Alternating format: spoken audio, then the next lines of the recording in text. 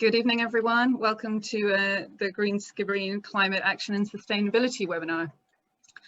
My name is Ana Ospina. I'm Operations Manager of Carberry Housing Association, and I'm also a director of Green Skibbereen. And here with me, we've got the 5 other directors of Green Skibbereen and a couple of special guests. We've got Angela and Robin from Brady Mallalieu Architects. And we've also got Caitriona Courtney from the NCE Energy Hub. Good evening. I am Jim O'Donnell. You're most welcome on this Bridget's Day. Bridget was a goddess before joining our pantheon of saints and becoming Saint Bridget. And of course, this is the first day of spring. Although you wouldn't think it in Baltimore, it's raining for Ireland. But with the first day of spring, at least we have something to look forward to. Green Skibbereen started just over a year ago. A few people, a few friends were kind of in agony about climate change and what to do. We felt very far from the centre of power in this country. It is said West Cork is as far away as you can get from Dublin without falling into the water. Also, young people were saying, what are you going to do? They haven't taken 5 years, so they must be intending hanging around for a while. And when a young person looks you straight in the eye and says, what are you going to do? There is no easy way out, no easy answer. So we were provoked to start Green Skibbereen. Our first thought was, look at all the lovely bare roofs in Skibbereen. Let's cover them with solar panels and generate clean electricity. And you know, we've had some success with that, and of which there will be more later. But then the sky fell, or nearly fell. COVID-19. It has not stopped us, but perhaps slowed us down a bit. And the COVID crisis has certainly concentrated the mind, but I suggest that this too shall pass. And then we will have to give all our energy to climate change, or the climate crisis as it is now referred to. It is upon us. I suggest the science is rock solid. And it's interesting that with the passing of one problem, or indeed a crisis, it just gives us permission to go on to the next crisis or the next problem. Green Skibbereen has a very simple philosophy. We will go after the carbon. We will go after the carbon in the greater Skibbereen area, and we will reduce or eliminate it. We hope to become an example to other towns and areas to do something similar. We want the message to spread.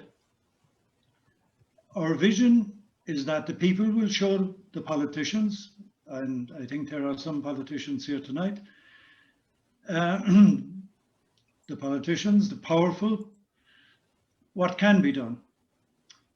And then we would expect them to do the heavy lifting, and they in turn must provoke the big polluters to do the extra heavy lifting. I'm thinking here of how successful Ireland was in the international stage in the 1940s and 1950s in promoting the curtailment of nuclear weapons. We were punching way above our weight, and we can do it again. But we must get our own house in order first, and that is down in the first instance to each and every one of us. There is some good news. Biden has rejoined the Paris Agreement. Our government has a plan, a good plan, if it is implemented. And our emissions are down by 6% last year. Yes, probably and possibly because of COVID, but still it went down and we accept it. So to say it again, Mother Nature is calling on us to do our very, very best. We can't let her down. We can't let her down, or she will not forgive us. Thank you. So now I'll hand you over to Noel Casserly, who will tell you a bit more about Green Skibbereen. Thank you again. Thanks very much, Jim, for the introductory remarks, and indeed thanks to Ana also for guiding us through the technology doing MC tonight. I have a few slides which I hope to just put up here and share with you. So if you just bear with me for one minute here.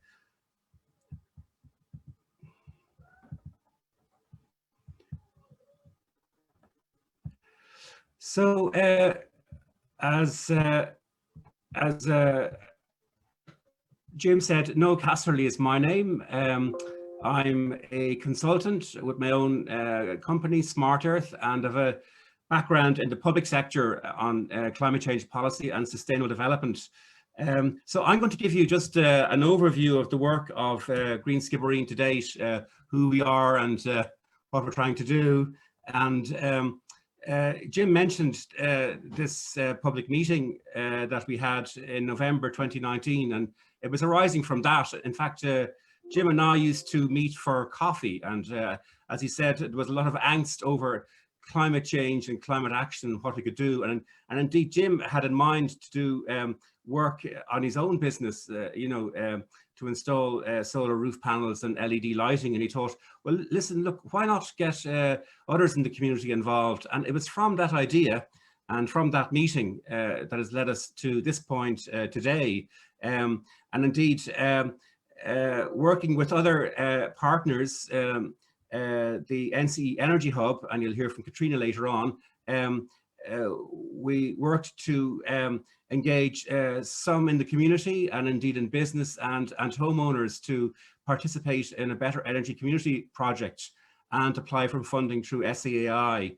And shortly after that, I suppose about a year ago, we came together and we decided to establish a not-for-profit company and look at really how we could get community action and climate change. I think the science now is not as contested as it was before, and everyone accepts that climate change, it's a climate emergency and that we all need to take action. And really, this can't be a top-down exercise. It has to engage all sectors and also a bottom-up approach involving local communities. So while we would have a broad range of experience and expertise, by any means, we're far from the custodians of all the knowledge in this. And really, what's driving us is the fact that we can do this together within the community. So that's essentially about what our kind of mission is, if you like. As Jim said, it's follow the carbon, and we had some success last year together with NCE on this project of retrofit and energy efficiency in Skibbereen. But at the same time, there was an opportunity here because fellow directors, Ana and Jose, with Carberry Housing and the School of Architecture and UCC, were working on a project with Myross House, an energy retrofit project or energy pathfinder. And, in discussion, they came up, well, it's all very well, refitting and restoring old and historic buildings, and it's great to keep them for the community, but what about new uses? So we had this idea of a Centre for Climate Action and Sustainability, or CCAS for short. And so we entered into discussions with the Missionaries of the Sacred Heart. And, over time, we came to an agreement with them that this would be a great use because it would keep the building there and the grounds for the local community. Because I guess looking at there's a long history here. The missionaries have been there for 70 years. And it's been very much part of the local community. There's rights of way there. They have the annual garden fete. So what better way to do this than to develop a centre or develop proposals for a centre for climate action and sustainability. So despite the pandemic, we've had discussions with a lot of other stakeholders, local community groups, and there's some very good community groups in Skibbereen, such as Sustainable Skibbereen and others, Cycle Sense, and like the Ludgate in Skibbereen, but also other groups across the country who were sort of working in the same kind of area. For example, the Cultivate Centre in Cloughjordan, and indeed in the academic sphere. And we had that link with UCC, and we've had some very interesting discussions with the Environmental Research Institute, and perhaps there's scope there for collaborating with them in a project. So just to say that we secured funding from West Cork Leader. I'm not going to go too much into this slide because Brendan will talk about funding more generally later on, but we put a proposal in to West Cork Leader, and we got money for a feasibility study.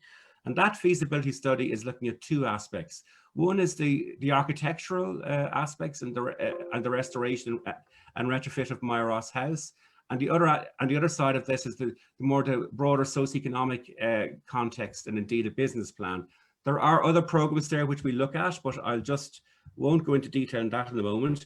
But just to say a couple of words about Myross House, the key point here is how can we maintain this as a resource for the local community, and how can we secure a sustainable future for it, and particularly in this necessary transition to low carbon climate resilience within the locality and the region of West Cork. The two consultancy reports are almost complete, and will go on the website in due course. And that will be the kind of guiding, like the guiding tool for us as we take our plans forward. I just want to say a few words about EU funding. H2020, that's the Horizon programme, Horizon Research Programme, and the particular aspect is the EU Green Deal. And in fact, last year, the European Commission agreed a package of almost 700 billion for a COVID recovery programme. And about 37% of that will be dedicated to, to green transition and building climate resilience. But that's quite significant funding coming in from the EU. So we were invited to participate in a pan-European project under the theme of building and renovating in an energy and resource efficient way. So this is partners, about 30 partners altogether across European countries to demonstrate innovative solutions in sustainable construction and in the energy renovation and retrofit. And if this project is successful, and we won't know till later in the year, and indeed it is quite competitive, Myross House would become one of 3 demonstration sites, others being in the Czech Republic and in Portugal. Now, the interesting part of this is that as part of this project, there's opportunities to develop an energy hub, a sustainable energy community in the adjoining villages. And we think that this is a great opportunity for all of us in the community, in the locality, to work together on this and to draw the synergies from whatever funding we might get from Myross with developments more generally. So what are sustainable energy communities? Many of you may know already, but essentially it's a program run by the Sustainable Energy Authority of Ireland. And it's working together to become more sustainable in energy use within communities. There's about 30 sustainable energy communities already in Cork, and indeed the Carbery Housing Association does have SCC status, and it's about 500 across Ireland. And the other interesting part of this is that there is now a renewable energy support scheme, the RES, and in fact, government announced funding for over 80 projects last year, solar and wind. And as part of that, there are community-owned projects, and indeed a microgeneration scheme will be launched later this year, which will allow communities to sell electricity back to the grid. So by participating in this kind of SEC program, it does open up other avenues of opportunities. So I guess the question for tonight and for, over the next few weeks for people is to give some thought as to how CCAS can support an SEC in the locality. And I think at this point, I'm going to stop and maybe hand back to Anna to introduce Angela. So thank you very much, everyone. Thank you. Hi, would you like to just briefly introduce yourself? Yes, welcome to everybody, and we're absolutely delighted to be joining the launch tonight of the CCAS Centre. And it's really, the timing of this project is absolutely spot on, because with climate emergency, we really need to plan. And the fact that this is a green Skibbereen community-led project is the way forward. So we need political buy-in, we need community buy-in, and we need the funds. Now, we at Brady Mallalieu have prepared a slideshow here for you, which will take you through the ideas of the project over 4 potential phases. And then at the end, please, any questions and answers, either pop them into the side chat bar, or you can contact them directly with Ana Ospina. So welcome everybody, and here we go. Thank you, Angela. Okay, so I'm just going to play a short video presentation that Angela has made for us. It might take a couple of seconds for me to get it started, so please be patient, and hope you enjoy it.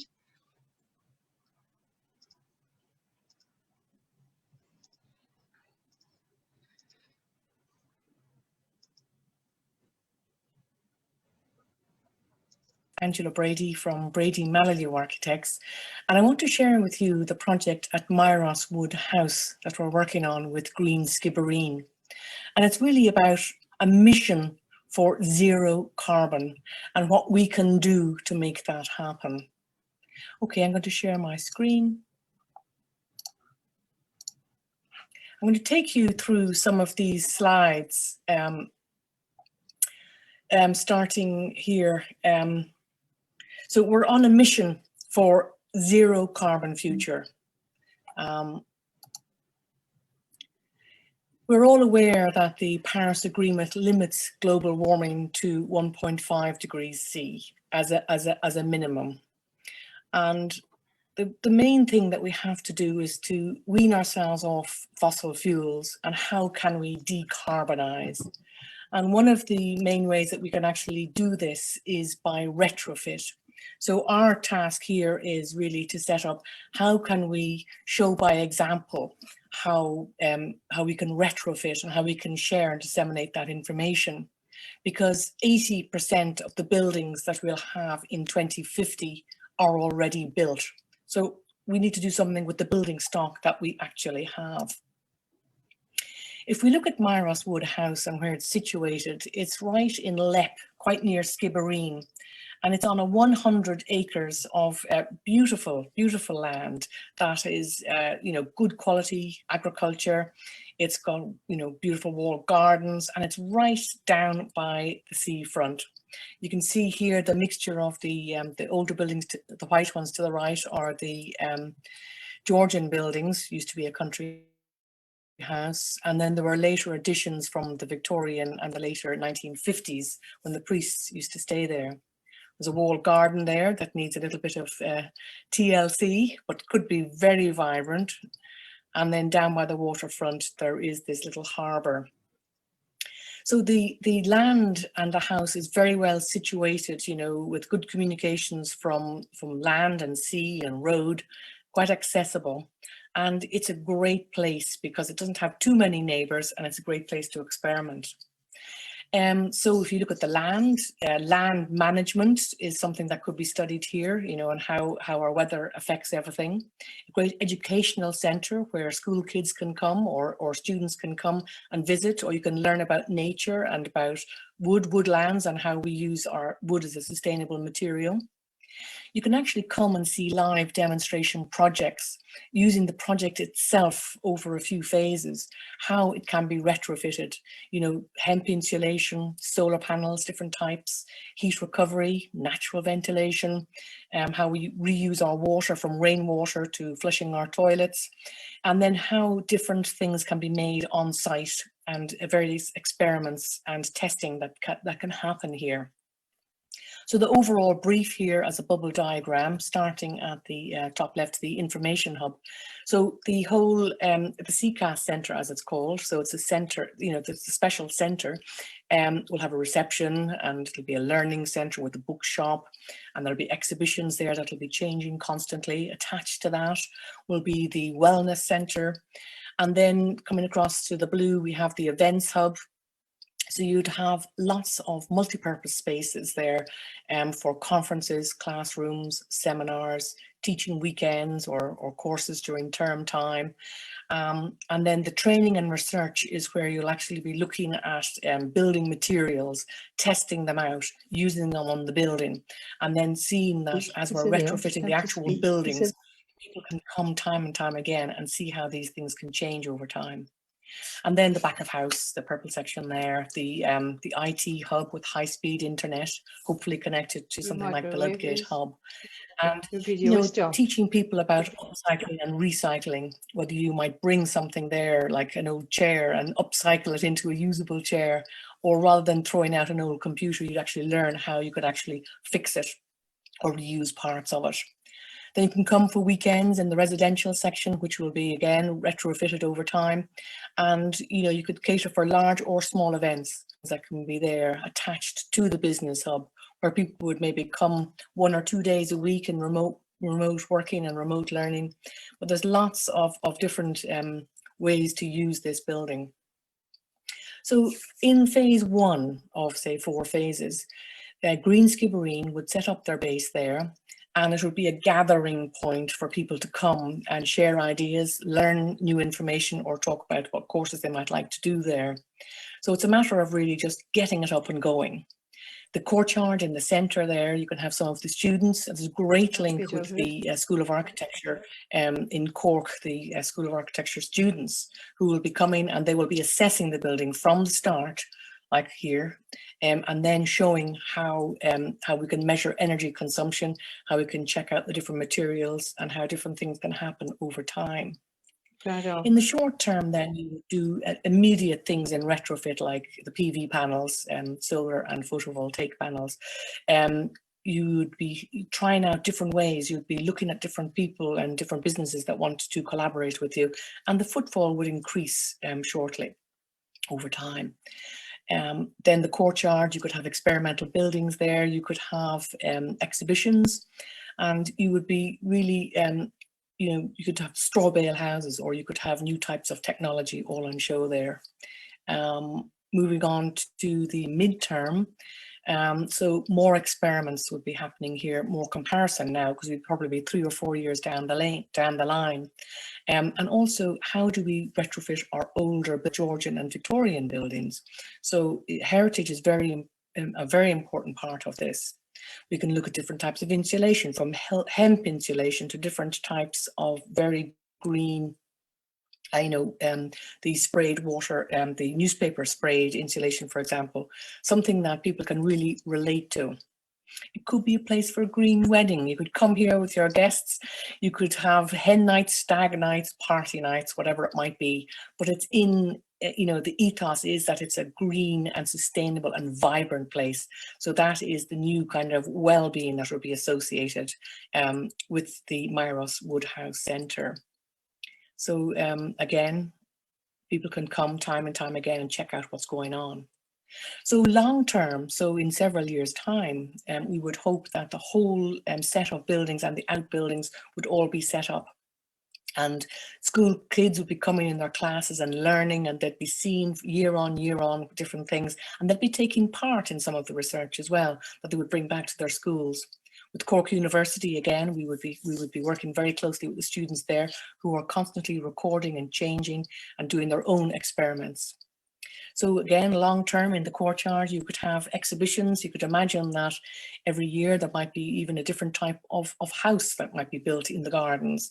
But it just means that you can learn, and it'd be an exciting place to be and go. In the gardens, you could have up to 2,000 people that would be here to concert. People can come and camp and stay here. There would be the link down to the sea, where you can actually look at sea power and sea wave and geothermal there. And you can have that connection that you can come by boat. You could even have houses on stilts there. But the idea is that, you're in touch with nature. You're actually saying, what can we do? What can we as individuals do, or as groups do, or as students, or as university students, or people who just want to do their own homes and learn and see what they can do to help change the environment for the better, particularly in this climate emergency that we have. If you have any questions on Green Skibbereen, I'm sure they're there to help you. But thank you very much for connecting, and I hope that you can support this project. So the next speaker is Brendan McCormack. Are you there, Brendan? I am indeed. Thanks, Anna. I'm just going to start by sharing my screen. I'll introduce myself. My name is Brendan McCormack.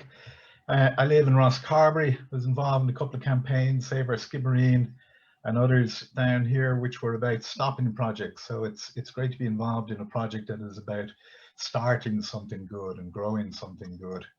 I'm going to share my screen. I know we've had a few issues tonight, and I've been getting quite a few emails as well. So I just need to settle again. Now, where is my PowerPoint? And share.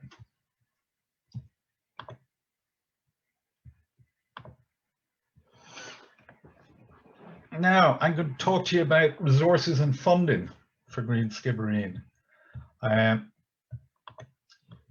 Our current funding, last year in 2020, we received a donation from the Save Our Skibbereen campaign, which I was part of.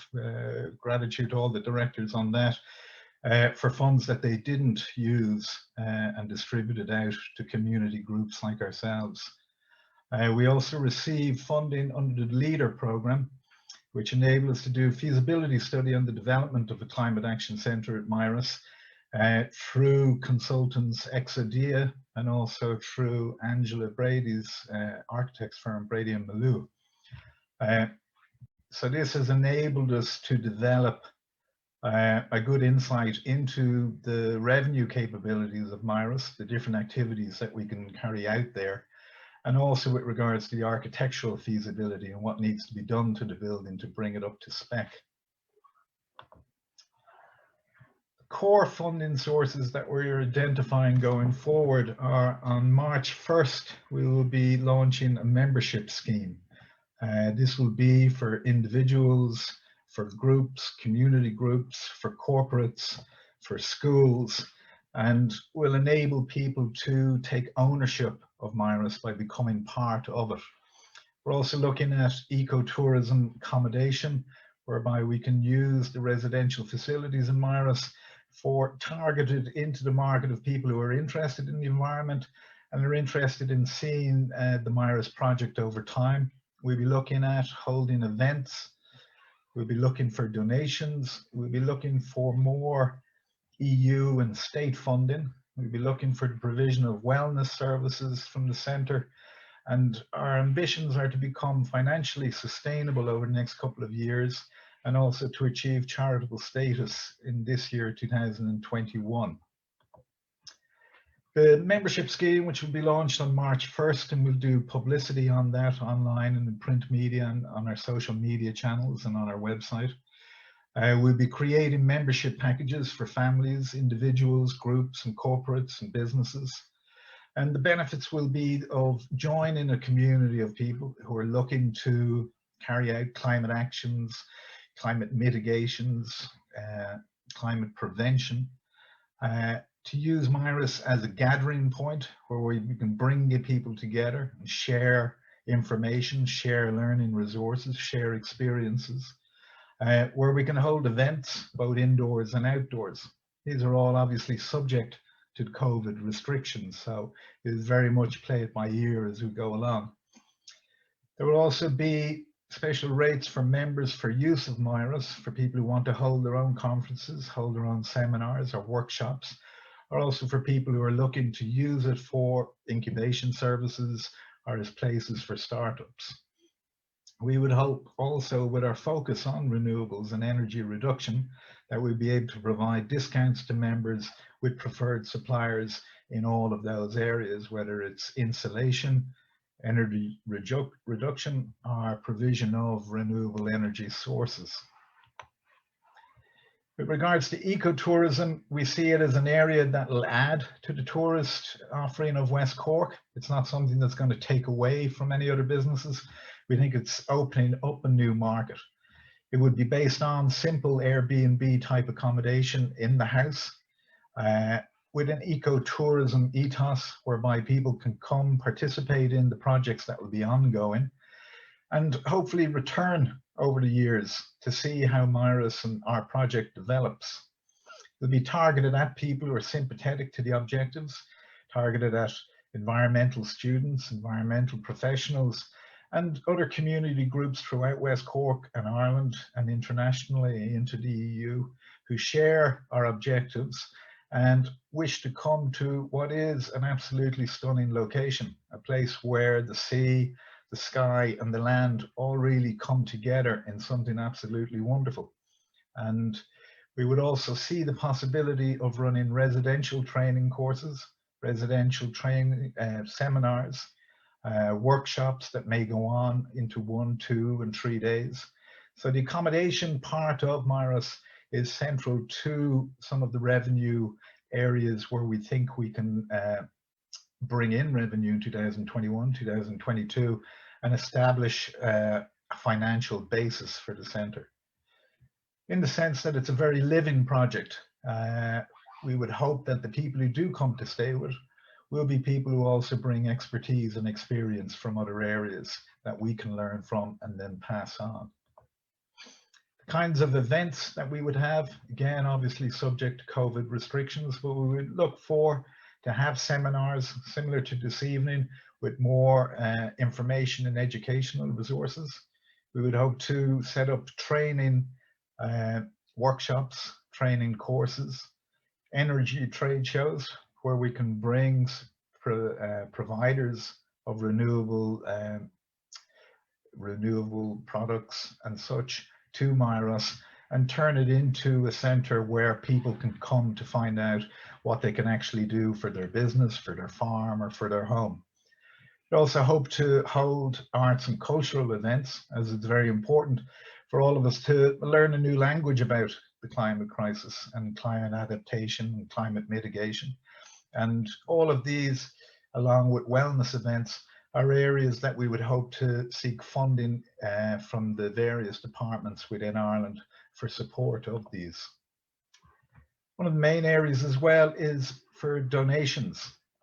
We have on our website a donate facility for people who just want to donate a few quid, for people who don't want to donate more than that, or for people who may have won the lotto recently who want to donate lots of money to it. We do have requirements for the license fee with Myross to cover the costs of that and some refurbishments with regard to accommodation in making it ready for more revenue gaining activities.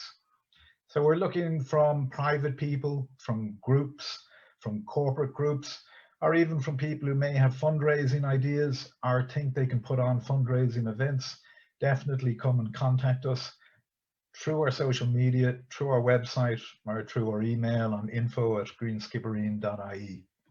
Our target for 2021 is to raise 100,000 for a place the size of Myross, which is 1,900 square meters, covers 50-60 acres of ground. This is a relatively small investment for what we believe is going to be a brilliant centre, and is going to be a centre that is going to last over the years and bring a huge amount of value in education, learning and resources, and as a space for people to use. For anybody who wants to make a donation, you can go to our website and follow all of the links, and hopefully they will work very well, otherwise I'll be fired. The national funding sources we have, we'll be looking at aims of retrofitting of Myross House, of making it more energy efficient and bringing in renewable energy sources. And also look at the regeneration of the house, some of the rooms, some of the bedrooms, and to make it more amenable towards community activities. Some of the sources we've identified for this are the Regional Development Fund, the SEAI Better Energy Communities Funds.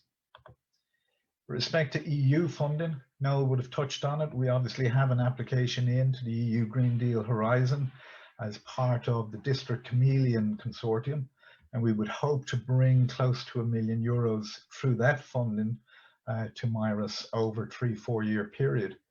Also be looking to develop community awareness and exchanging ideas with our EU sites. These are things that the EU, as part of its Green Deal, is very interested in funding, and we believe that West Cork as a region is somewhere that could benefit greatly from this and also be a leader in these issues. So basically the message from me, probably similar to another time, is donate now if you can. You can go to our site, you can donate there. Every penny that comes in will go towards the project at Myross. And like I said, we are a non-profit. We're looking to get charitable status later on this year. And small amounts, medium amounts, big amounts, everything that helps us go would be really appreciated. I think everybody, especially people who've come this evening, and I know there's more that could have come in this evening, share with us the value that we think Myross will have for West Cork and into the years to come. So thanks very much, and I'll hand you back to Anna. Thanks, Brendan. Okay, so we're going to move on to one of our guest speakers now. We have Caitriona Courtney joining us from the NC Energy Hub. Caitriona, are you there? Thank you, Anna. Great. Hello, my name is Caitriona Courtney. I'm from Skibbereen and I am the manager of the NC Energy Hub. I'm very happy to be here tonight to discuss SEAI funding opportunities for community energy retrofitting projects. NC were delighted to partner with Green Skibbereen following their launch back in 2019, which resulted in 10 different premises in West Cork being retrofitted through grant funding under the SEAI's Communities Programme. And we're also a partner on the European Funded Energy Pathfinder project, working with UCC to develop a strategy for how we could retrofit Myross Wood House to near zero energy standards. So I'm just going to share a PowerPoint with you there now.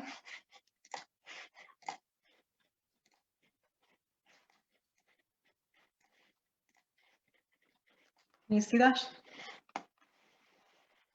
Perfect. So just to give you a brief background on the Energy Hub. So we are part of the Northside Community Enterprises Group, which was set up to help provide education and training to people who are long-term unemployed. And to facilitate that, they set up a number of different social enterprises, of which Energy Hub and NC Insulation is one of those. So back in 2003, NC Insulation was set up to tackle the needs of the elderly and the field poor in the community. We also wanted to provide employment opportunities, so people gained training while they were on community employment, and then in installing attic and cavity wall insulation, and then further on they went on to gain full-time employment. And over the years, I suppose we've been developing by working in partnership with numerous community-based organisations, local authorities and SMEs across Ireland to deliver energy-saving projects. So back in June 2018, we opened the NC Energy Hub, which was a community energy support office, and it's located in St. Finbarrs in Farran Ferris, which is on the north side of Cork City. And our aim here was to provide clear paths and support for people, communities and businesses when it comes to energy efficiency upgrades. So our role is to support people and advise them on suitable contractors and grants that are available, and to guide you through the application process. So just to mention, the SEAI have a number of different grants, but for tonight we're just going to mention the Community Energy Grant. So this is a grant that's designed to get communities working together to achieve large energy savings across a range of projects within the community. So what that looks like is where you bring together a range of different energy users. So for example, you would have domestic homes, that could include local authority houses, housing associations, private businesses, not-for-profits, and also public sector buildings. And so this grant then covers a range of different measures, such as fabric upgrades, that would cover your attic insulation, wall and window and door upgrades. It also supports the integration of renewable energy. So that would be for heat pumps, that could be air to water, air to air, or ground source. And then it also supports photovoltaic technology such as PV and solar thermal. And there's also funding available for innovative technologies, And a sample would include smart metering, LED lighting upgrades, or remote access zone controlled. But I suppose just to mention that you're not limited to any of those. If you have any ideas for innovative technologies, we'd be delighted to hear about them. Then to just cover briefly some of the funding that's available. So for the residential sector, this grant is specifically to help people upgrade their houses to a deep retrofit. So this is getting to a minimum of a B2 building energy rating post-works. So for private homeowners who are in receipt of specific social welfare payments, there is grant funding of up to 80%. For private homeowners, there's a grant of up to 35%. And then for local authorities, it's 35%. And housing associations can avail of a grant of up to 50% of the supply and install costs of retrofitting the house. And then looking at the non-residential sector, so for not-for-profit and community entities, there's funding of between 30 to 50%. And then for the private and public sectors, it's up to 30% funding. So I suppose as a result of the first Green Skibbereen meeting held in November, we had the opportunity to work with a local community group, a co-op, and a private business on delivering 10 energy efficiency projects through support from the SCAI under the 2020 Community Grants Project. So I'd just like to share 3 of these case studies with you tonight. So the first one here, as you can see on the screen, is the Wild Atlantic Pool in Baltimore. So this is a community-run swimming pool and fitness centre. And I suppose they really care about how they can reduce their environmental impact. So there was great support here from Sakita Crowley and the rest of their steering group, I suppose, in working to develop this project, especially during all the challenges that COVID-19 presented. But they installed a 17.34 kilowatt solar PV system. This was installed by a local contractor called Paddy Rose, who works for Advanced Heating and Energy Saving Systems. And so they are predicting that every year they will prevent over 13 tons of CO2 being released into the atmosphere, as well as saving on their energy bills every year. So the second case study then that I'd like to mention is Drina Co-op. So we worked in partnership here with Seamus Daly, Joe Sullivan and all of their staff who helped facilitate the LED lighting upgrade in 8 of their premises around West Cork. So there was 1 in Castletownbere, 2 in Bantry, 2 in Skibbereen, 1 in Drina, Kilmeen and Dunmanway. And there was also a SCAI grant of 21,536 available grant support to carry out these energy efficiency upgrades. Then the third case study is O'Donnell Furniture in Skibbereen. Here we worked with A. O'Donnell and Catherine O'Sullivan in developing proposed works for the LED lighting upgrade here. So it's predicted that annually now through these upgrades that they will save over €9,900 on their bills every year. And the payback of this is 2.4 years. So that's it for me, folks. Thank you very much for your time, and thank you to Green Skibbereen for allowing us to be part of this very exciting project for West Cork. That's brilliant. Hi, Anna. Hi. Thanks very much, Anna and Caitriona, for that. My name's Trish Lavelle.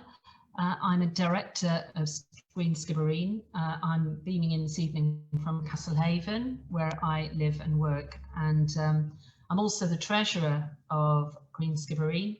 So I'm working very closely with Brendan McCormack on the fundraising this year. It's going to be a major focus. Good evening to you all. I hope you're enjoying things so far. It's been really active on Facebook and in the chat, which is great. Today is obviously the first day of spring, a really important date in our ancient calendar, date of renewal, fresh hope and the return of the light. But by coincidence, today is also the anniversary of what became known as the Great Storm, which battered the coasts of Europe in February 1953 and caused floods, devastation and significant loss of life. So I think today's date for this is really significant, and I hope that we can throw plenty of light on what our plans are for the rest of the year and what our activities are going to look like going forward. But it's also important to reflect on that reminder of how extreme weather events linked to climate change already affect us and show us how important sustainable community action is in tackling this. As Jim, Brendan and Noel have already outlined, Green Skibbereen has been set up to work with and for and at the heart of our communities here in West Cork. So this session is about your voice and your questions. As Anna said, we had 100 on the Zoom meeting, and we've also had loads of people joining on Facebook this evening, which is really positive. So at this point, if we were having a normal real life meeting, we'd open the meeting to questions from the floor. Tonight we're doing that virtually, and I've been picking up the questions from the chat, and also we've got a few questions that have come in from Facebook as well. We have quite a few questions. We're going to take as many as we can, and I intend to bring in the considerable expertise of our speakers. So stand by panel, you may be brought into this. And just to say, if for any reason we don't get to all the questions, what we intend to do is write them all down and write a response to that and put it up on Facebook, etc., and on the website later. Okay, without further ado, I'm just going to move on to the questions, and I'm going to start with one from Francis Shanahan, asking what consultation has occurred with the immediate local people or groups in Let, Glandore and Union Hall who may not have access to the internet or social media. I think that is a really good question. I'm going to attempt to answer this one. I think in a different year, we'd have had lots of meetings in real life with people, and we very much hope that as this year goes on, that things will improve, actually meet face to face with the communities that we are working with and on behalf of. In the meantime, and I think this has been emphasised throughout, if people do want to contact us and set up a meeting, any group or any individual, all our contact details are available. We're very happy to do Zoom meetings and have a chat with you. And in fact, we really encourage that. We want to make sure that we're reaching everybody. If there are people who can't get online or can't do Zoom, we'll have to try and find other ways of doing it. As I said, let's hope we'll have real life meetings later this year. So hopefully that answers Francis's question. The next question was from Selena, and I'm going to ask Caitriona to pick this one up. What role can Green Skibbereen play in helping local businesses improve their environmental impact in the short term? Waste, plastic, etc., especially in light of the increased focus on ESG principles from both the public and regulators. Okay, so Caitriona, are you okay to pick that one up? Thanks, Trish. I suppose I can't talk specifically about waste, but what I can speak to is, I suppose, the supports in terms of from the SEAI for businesses. So I suppose if you don't want to go down the retrofitting route straight away, there are courses that the SEAI develop and deliver to help businesses reduce their CO2 emissions. So that could be one step. And then I suppose secondly is if it's possible to look at potential retrofitting projects. So I suppose one of the lowest hanging fruit always is to look at potentially changing to LED lighting. But I would be happy to answer any other further questions after as well, if they have any other questions. Great, thanks. Thanks, Caitriona. And I think also just to add to that, Selena, Green Skibbereen would certainly see ourselves as playing a role in helping you find the right organisation to support you, or helping you through training, or helping you through demonstration projects. All of those things are in the mix for the sort of support we'll be providing. I'm going to move on to the next question. Mark Robbins has asked, well, there's a couple actually, which I'd like Angela and Robin, our architecture team, to respond to. So firstly, has anyone done a biodiversity audit and fed it into the plans? And secondly, is there currently access to the woods at Myross? So I don't know if Angela and Robin can respond to that, that'd be great.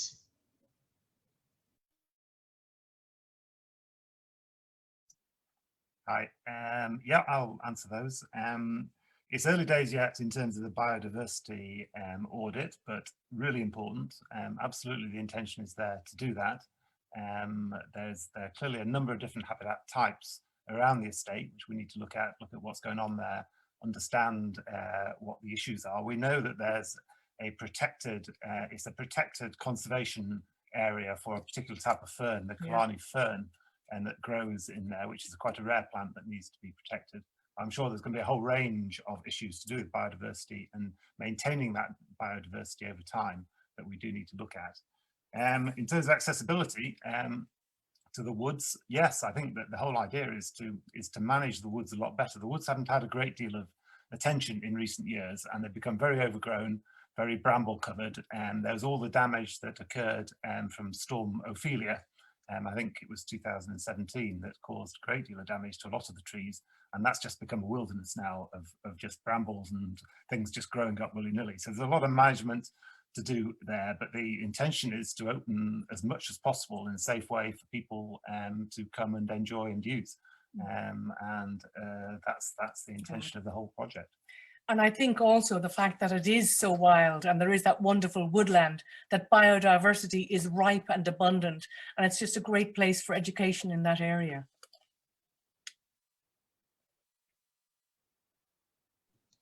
Okay, thanks very much, Robin and Angela. We've had a question from Kay Quinn, but also I'm just looking on the chat now, and there's a number of questions have come in around farming and agriculture, and how Green Skibbereen can work with that community, who are such significant players in the area. And so I think I'm going to, I wouldn't say any of us would say that we are the experts on agriculture. However, like any other businesses, we're going to be looking to work with them. So I'm going to ask Noel Casserly to come in on this. There's a few questions on the chat, Noel, as well, that you might want to cover. There's some questions about regenerative farming, reducing chemicals. How will we work with the farming community? And if you, I know I'm putting you on the spot a bit, but if you could sort of do an in the round answer to some of those, that would be great. Thanks very much for that, Trish, and to Kay and others for raising this question. Of course, the whole issue, the whole cluster of issues around agriculture, land use, forestry, and kind of food production are really key sectors, and key sectors, you know, where we do need to make progress on climate action. Despite the restrictions of COVID, we did manage to do a little bit of consultation around this issue, and in fact we had a bilateral meeting with the Carberry group, who in fact themselves are doing some very exciting work. So I think, Trish, in the round, to say this is something that we would like to sit down with the stakeholders. What specifically do they need in the sector, land use, agriculture, and how can we help? I mean, for example, one idea might be to run, you know, short training programs, perhaps a 2 or 3 day training event, you know, for the agriculture sector, you know, to spend a little bit of time to put, you know, putting a program together, and then to look at the more kind of longer term needs Like there's a lot of very exciting projects happening, for example, on high nature value farming. You know, are these kind of issues in which Green Skibbereen could engage with and help to promote? And just one other point, which is kind of related to this, and I just had to mention this. I see this evening we are joined by Isaac Owusu from Massey in Ghana. And in fact, I've known Isaac for quite some time, wearing a different hat. And like this is really a key issue in developing countries as well. And indeed, when we were putting our proposal together, we felt that perhaps there is a role here for Green Skibbereen as well, you know, in sharing expertise and experience and providing maybe short-term training programs for our partners, either in government or civil society, in such least developed countries. So it's a little bit of a hodgepodge of an answer, but perhaps I'll leave it there for the moment. Thank you.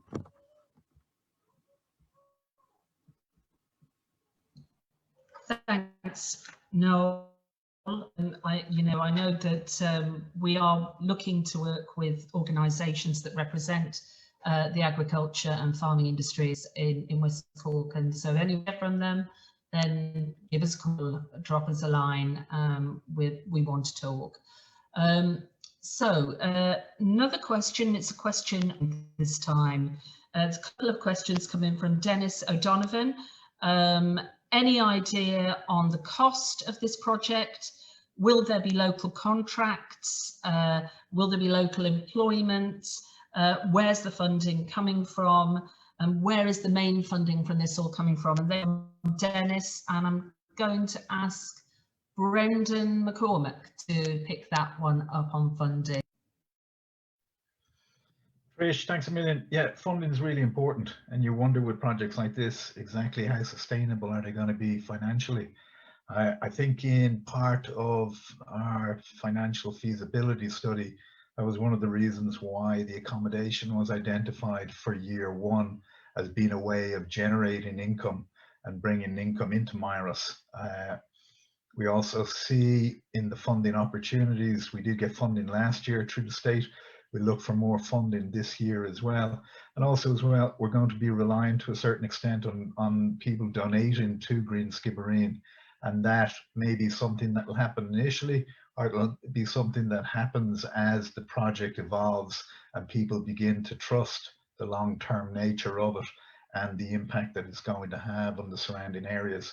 With respect to spending money or doing any projects, ideally everything would be locally based, and the sustainability of Myross is to create jobs and to increase the economies around it, and also as well to encourage businesses to get into renewables and get into the spaces that are going to be available, because over the next 10 years the most amount of money that will be spent in Ireland will be on the changeover of energy. This is the biggest project that faces at the moment, and for that to be rooted and based in West Cork is a primary purpose of Green Skibbereen's intentions.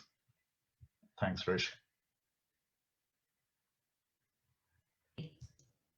Thanks very much, Brendan, for that. And we've got a question from Brian Granahan, who I know is from Sustainable Skibbereen, with whom we hope to be doing some work going forward. And the question is, the centre accommodates circular donut economic practices? And I'm going to hand that one over to Noel Casserly.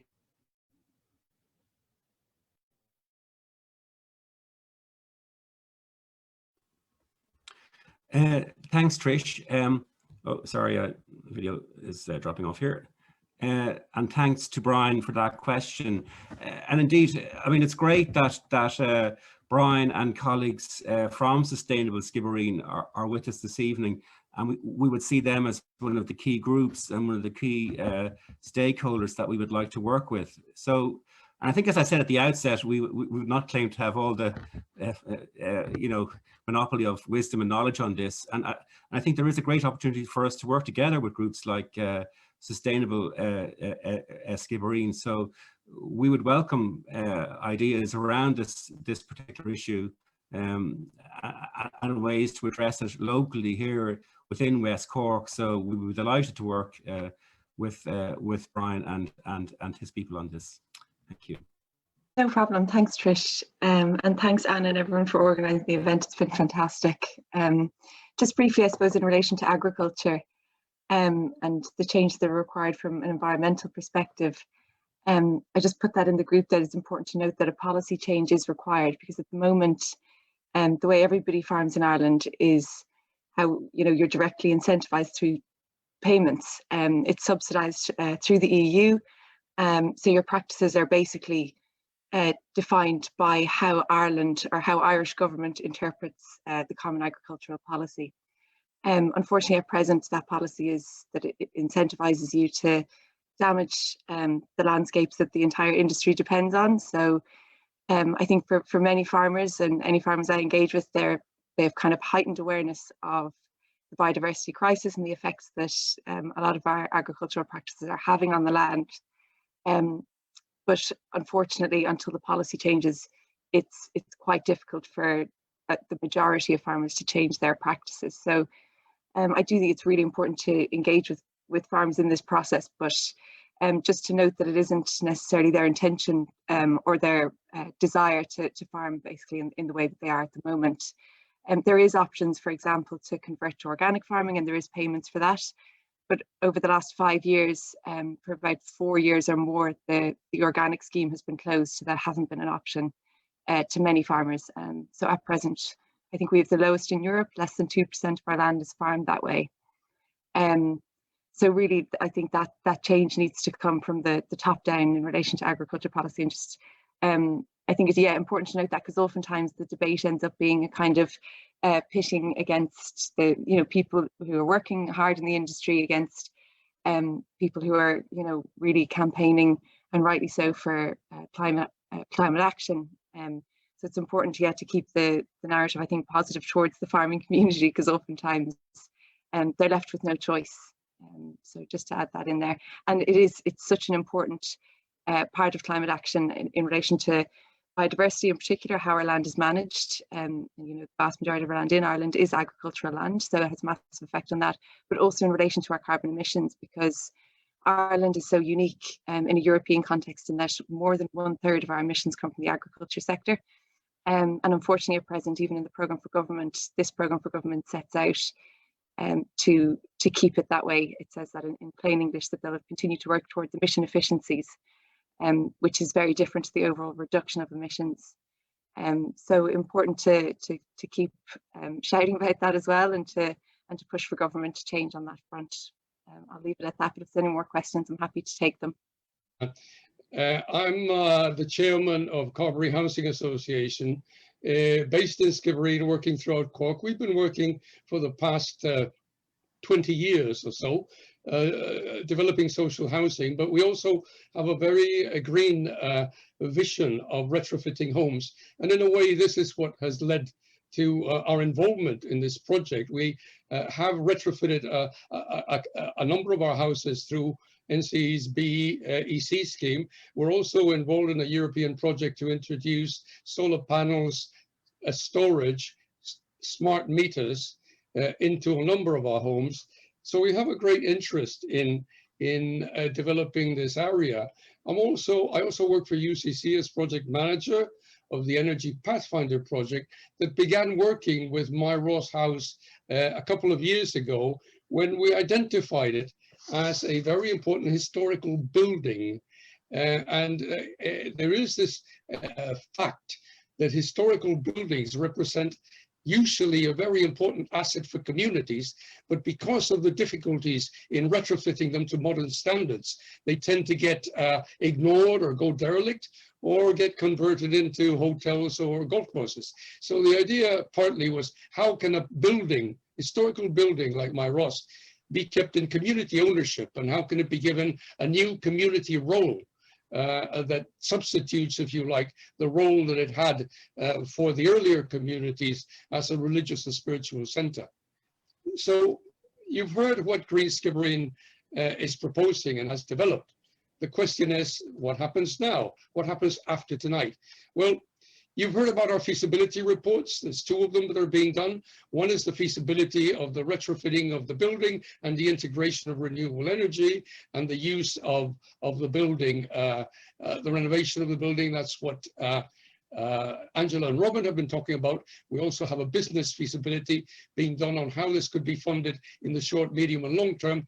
Once those reports are finalized, we will publicize them and consult them, both with local communities and further afield, so that everybody is aware of more concrete proposals that we're making on this.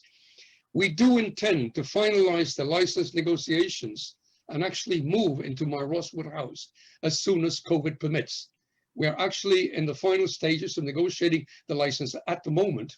We would hope to finalize that by the time restrictions are lifted. We would hope to be able to move in and actually begin to use the building in its current form with some essential repairs done for some of the activities. To Dennis O'Donovan's question, we're not intending to renovate the whole property before using it.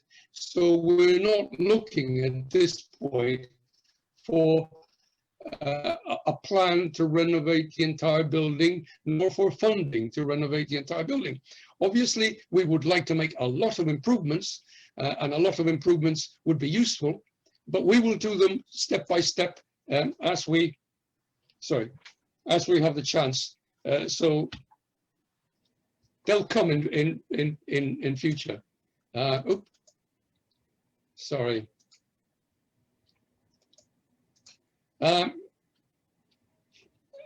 In order to be able to move in and begin to use the building immediately, as Brendan has stressed, we really need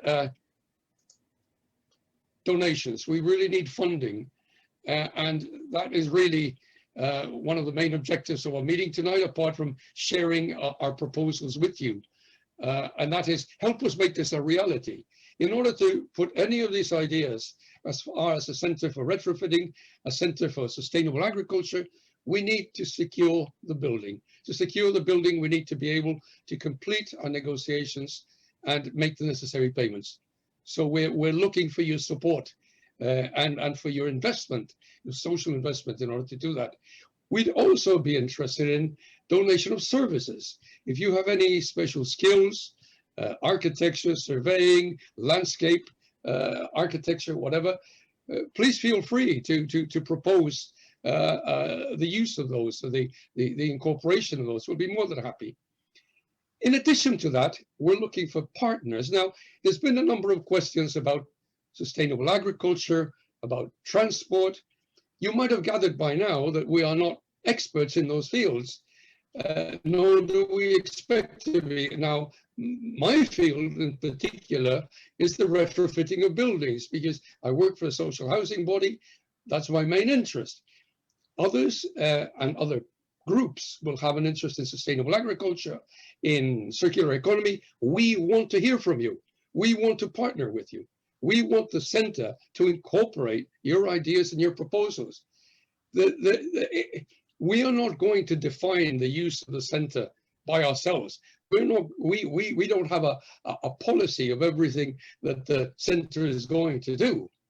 We need to define that with yourselves. And in order to do that, we need to be realistic about what local groups can contribute in terms of projects, in terms of innovation, in terms of potential opportunities for funding that we can secure. We can work with you to apply for local funding, to apply for those projects a reality.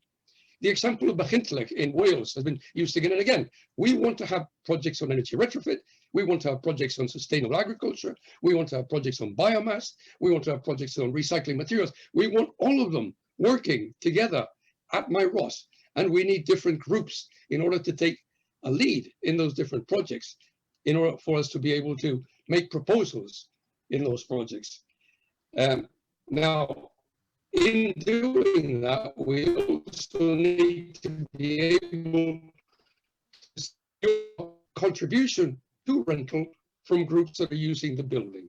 So we would hope to secure rental from those groups that are actually going to be involved, that are going to be using the centre, both for space and possibly for sale of any services. Right, okay. Now, I am having some trouble with this.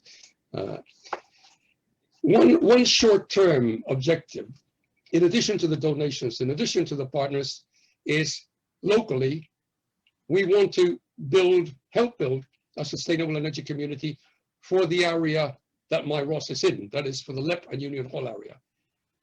We invite individuals, groups in this area near Myross, in LEP and Union Hall, to contact us with the possibility of actually forming a sustainable energy community that is registered, that is based in the area, and apply for funding. We can apply together for funding for a master plan in order to identify energy retrofitting opportunities, district energy opportunities that Noel mentioned, and ways of going forward. So that will be the local contribution, if you like, or the beginning of a local contribution that CCAS will make. And we'd also, of course, be working with NC Installation on this in order to have access to the better energy communities and the other SEAI funding that NC know are very experienced at achieving. At the end of the day, the current pandemic has held us back a lot. It's held us back from consultation. It's held us back from site visits, from activities, but it will end. Climate change will go on. It'll continue, and it's getting worse, and it needs to be addressed.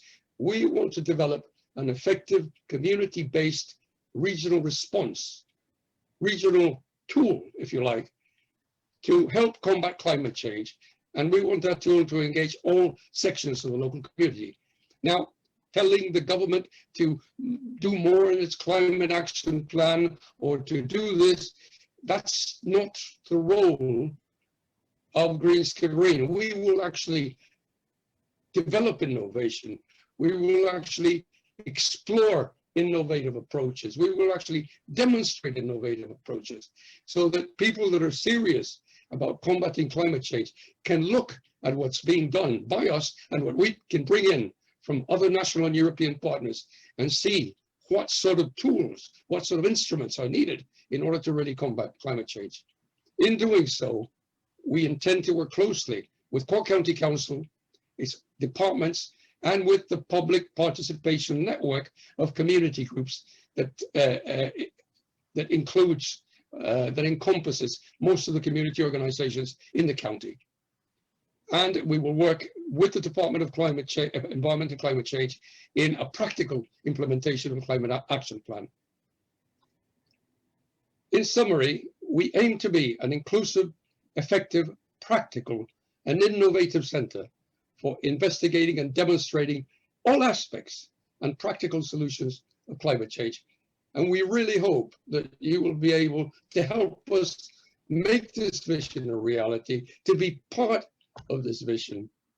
And maybe in a year's time or in 5 years' time, we'll be looking back and saying, well, it's a good thing that we did that night. That's all that I've got to say. Thank you. Thank you very much, Jose, and thank you to all of the directors of Green Skibbereen and to our guests, Angela and Robin and Caitriona, for joining us tonight, and also to all of the attendees who've joined us. And we're just really, really overwhelmed by all of the support and the interest in the project. And we hope that that you'll join our mailing list, that you'll follow us on social media, that you'll keep an eye out for future events, and get in touch if you've got any ideas that you'd like to share. So unless anyone has anything to add, then I think we're going to wrap it up there.